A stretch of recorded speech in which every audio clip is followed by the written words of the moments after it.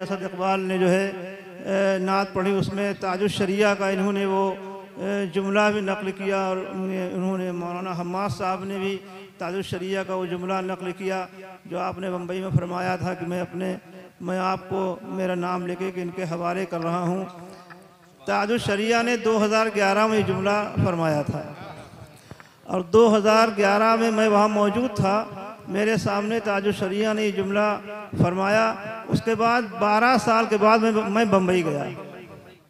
आप हज़रात इशा के बाद से तशरीफ़ फरमा है और इस जलसे को समाअत कर रहे हैं। आपने उलमा की तकरीरें सुनी और नातें सुनी। बिलख़ुसूस हमारी जमात के बहुत ही अच्छे नात ख़्वां शायर जनाब असद इकबाल साहब से आपने नातें सुनी और जब ये नात पढ़ रहे थे आला हज़रत फ़ाज़िल बरेलवी रहमतुल्लाहि ताला अलैहि के लम्यात नज़ीर व कफ़ी नज़री, मैं वहाँ बैठा सुन रहा था तो लग रहा था वहाँ से दिल इधर खिंचा जा रहा है। बहुत दिन के बाद इस अंदाज़ में इनकी नात पाक मैंने सुनी। अल्लाह ताला इनको अच्छा रखे और खूब ताकत व क़ुव्वत इनको अता फ़रमाए ताकि यूँ ही ये हमेशा नात पढ़ते रहें। उलमा की आपने तकरीरें सुनी और दस्तारबंदी का ये मंज़र आपने मुलाहिज़ा फरमाया। मेरे पीर मुर्शिद मेरे बड़े अब्बा, उनका ये हुक्म था मेरे लिए जब मुझे उन्होंने गद्दी पे बिठाया और बिठाने के बाद जब अपने ख़ानदान की अमानतें मेरे सुपुर्द की, बहुत सी नसीहतें उन्होंने मुझको की और फरमाया कि ये अमानतें हैं और ये नसीहतें हैं। उसमें बहुत सी बातें ऐसी थी जिनके लिए ये हुक्म दिया ये सिर्फ़ अपने तक महदूद रखना और जब अपने बात किसी को बिठाना तो उसके सुपुर्द कर देना। इन बातों को किसी से कहना नहीं, दोहराना नहीं। कुछ बातें उन्होंने जो मुझे नसीहत की वो फरमाया कि जहाँ जाना इन बातों का ऐलान अपने मुरीदीन और मुतवस्सिलीन में करते रहना। उसमें सबसे पहली बात जो थी वो ये थी कि जहाँ जाना अपने मुरीदीन, मुतवस्सिलीन और मुतक़दीन को ये नसीहत करते रहना कि मसलके आला हज़रत पे मजबूती से कायम रहे। नारा तकबीर, नारा रिसालत। मसलके आला हज़रत पे मजबूती से कायम रहें। जहाँ जाता हूँ और जहाँ भी सफ़र करता हूँ वो सबसे पहला मकसद यही होता है कि सबसे पहले लोगों को यही नसीहत की जाए कि ता ज़िंदगी मसलके आला हज़रत पे मजबूती से कायम रहे। हमारे असलाफ़ का जो मसलक था, अल्लाह के रसूल सैयद आलम सल्लल्लाहु अलैहि वसल्लम और सहाबा कराम से जो हमारा मसलक चला आ रहा है, उसी मसलक को हम इस वक्त इम्तियाज़ के लिए मसलक आला हज़रत कहते हैं। इसी पे मजबूती से कायम रहे, इसी पे कायम रह के हमारी दुनिया भी बनेगी और इंशाअल्लाह हमारी आखिरत भी संवरेगी।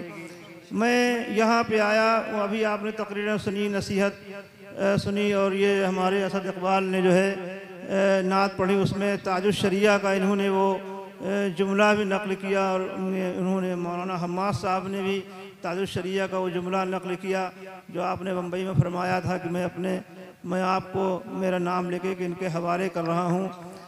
ताजुश शरिया ने 2011 में ये जुमला फरमाया था और 2011 में मैं वहाँ मौजूद था। मेरे सामने ताजुश शरिया ने ये जुमला फरमाया। उसके बाद 12 साल के बाद मैं बम्बई गया। मैं 12 साल तक मुंबई गया ही नहीं। अब लोग उसका मतलब निकालते हैं ताजुश शरिया इसलिए फरमाया था। ताजुश शरिया ने जिसलिए वो फरमाया था वो ताजुश शरिया जानते थे या मैं जानता हूँ? ताजुश शरिया ने ये किस लिए कहा था कि मैं आपको इनके हवाले कर रहा हूँ, ताजुश शरिया जानते थे या मैं जानता हूँ? हो सकता है मेरे दुनिया से जाने के बाद आप हजरात उसका मतलब समझे आप।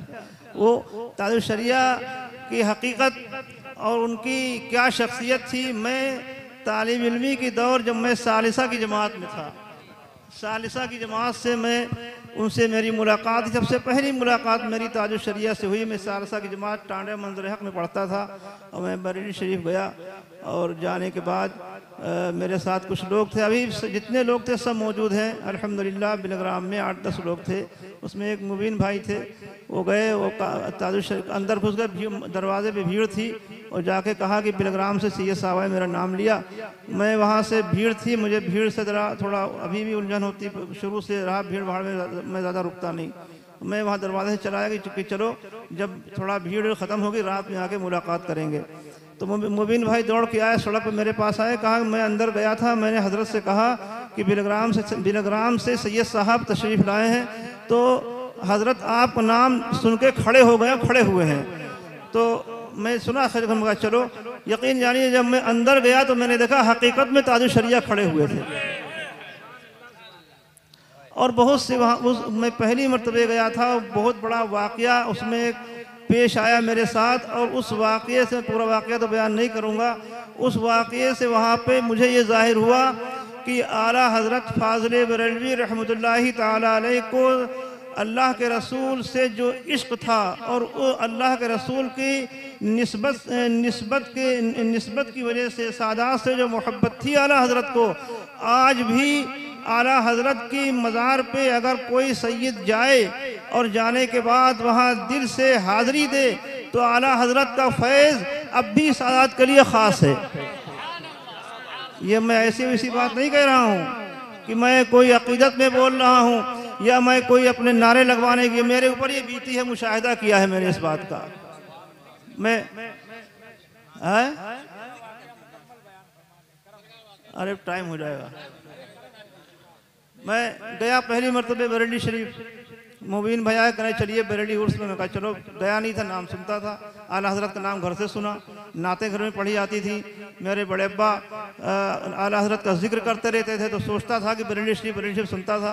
खैर मैं तैयार हो गया, कपड़े पहने, मेरे यहाँ से हरदोई से जब चलते हैं रास्ते में शाहबाद पड़ता है, शाहबाद में इन लोगों का चाय पी लें, तो खैर चाय के लिए रुके, होटल से चाय ले, मैंने चाय पी। जब मैंने जेब में हाथ डाला तो पैसे नहीं थे, अब पैसे ख़त्म हो गए। हमने कहा इधर डाला, तो पता चला कि जो कुर्ता में पहने था जिसमें पैसे थे वो मैंने टांग दिया और दूसरा कुर्ता पहन लिया, उसमें पैसे नहीं थे। अब मैं वहाँ पहुँच गया, पहुँचने के बाद वहाँ इंटर कॉलेज में लोग गए, कमरा वहाँ पे इलाट कराया, वहाँ एक साहब अपना वो प्लास्टिक की एक वो थी उसे बिछाए बैठे थे, मैं उस पर बैठ गया, तबीयत ठीक नहीं थी, मेरे जुकाम था और बुखार भी था। मैं उस उनकी जो पन्नी बिछी थी प्लास्टिक की उस पर बैठ गया। वो आया, उन्होंने देखी कोना उठाया, कहे उठो, आके बैठ गया। अभी बीड़ी पी के इसी पे बुझाओगे, जला दोगे, चल दिए। हमने सोचा गलती तो मेरी है, मैंने पूछा माफ़ करो और मैं उठ के किनारे बैठ गया। बहरहाल मुझे ज़ुकाम था और वहाँ वो लोग लंगर का खाना लेके आए, बिरयानी लेके आए, तो वो बिरयानी क्योंकि उसमें घी भी था और मेरे खराश बहुत हो रही थी, मैंने खाया नहीं, मैं ऐसे ही बैठ गया। उसके बाद सोचा दवा ले लें, लेकिन पैसे नहीं, तो मैंने उन लोगों से कहा, कुछ तबीयत मेरी गैरत ने गवारा नहीं किया कि मेरे साथ में जो लोग हैं मैं उनसे कहूँ कि मैं पैसे भूल आया, मैंने कुछ नहीं कहा। मैंने कहा चलो आला हज़रत की मज़ार शरीफ पहले फातिहा पढ़ लें। मैं आला हज़रत की मज़ार शरीफ पे गया और मैंने फातिहा पढ़ा और मैंने कहा कि मैं आपके पीर खाने के जो जद्दे आला हैं उनकी चौखट से आया हूँ, आपके पीर के जो जद्दे आला हैं उनकी चौखट से मैं आया हूँ और मेरे पास पैसे नहीं हैं, कुछ भी नहीं, मैं किसी से कहूँगा नहीं। मैंने फातिहा पढ़ा, इतना वहाँ पे मैंने अर्जी लगाई और आकर के मैं अपने कमरे में बैठ गया और रात का बज गया था करीब 9, 9:30 बज गया था और दिन भर के चले हुए, कुछ खाया नहीं था, चाय भी नहीं पी। यकीन जानिए कमरे में वो लोग सब मौजूद हैं, पूछ सकते हैं आप, पूरा कमरा कम से कम 60-70 लोग बैठे हुए थे, सामने दरवाज़ा था, यूँ मैं ऐसे बैठा हुआ था। एक नौजवान लड़का 17-18 साल का आया और सबको चीरता हुआ मेरे पास आया, मेरे हाथ में उसने इतनी बड़ी पॉलिथीन थमाई और कहा कि ये तबर्रुक है। मैंने रख दी, खोला उसको, जब उसको मैंने खोला उसमें हाथ की पक्की हुई रोटियां, चपातियाँ थी और पालक की सब्ज़ी थी और रवे का देसी घी का हलवा और बिरयानी उसमें देसी घी की और उसमें भाप उठ रही थी। जो आदमी घर पे नज़र कराएगा खाना निकालेगा, नज़र दी जाएगी, कम से कम 15-20 मिनट लेके वहाँ से आएगा, आधा घंटा लग ही जाएगा। मालूम हो रहा था कि वहीं बिल्कुल खाना अभी निकाल कर ले आया गया यहाँ पे। उसमें 20-25 रोटी और सब्जी, मैंने एक रोटी खाई, फिर सबने कहा सबको बांटो। सबने खाया तो एकदम मेरे दिमाग में ख्याल हुआ कि ये मुबीन भाई पूछो दूसरे कमरों में भी ये तबरुक आया है। तो मुबीन भाई भी कुछ समझे, हर कमरे में गए, कहा यहाँ कोई लड़का तबरुक दे गया जिसमें चपाती, पालक की सब्जी और बिरयानी और रवे का हलवा। तो आस-पास 4-6 कमरे में पूछा, लेकिन कहीं सबने इनकार किया कि यहाँ कोई कुछ नहीं दे गया। तो मैंने कहा ये आ करके सिर्फ मेरे हाथ में दे के गया, और इसने इतने कहीं दरवाजे पे किसी पकड़ा देता कि ये तबरुक पकड़िए, वहाँ से चीरता फाड़ता आके मेरे हाथ में दे के चला गया। खैर कोई बात नहीं। उसके बाद वहाँ से चले हम लोग, कहाँ ताजुल शरिया से चलिए मिलने मुलाकात करने। वहाँ पहुँचे, मैं वापस हुआ तो बताया कि ताजुल शरिया खड़े हुए हैं, तो मैंने मिलने के लिए मैं गया। खैर अजहरी मियाँ साहब बैठे, खैरियत पूछी, सब पूछा। उसके बाद उस वक्त उनके खादिम कारी जमील साहब थे। आज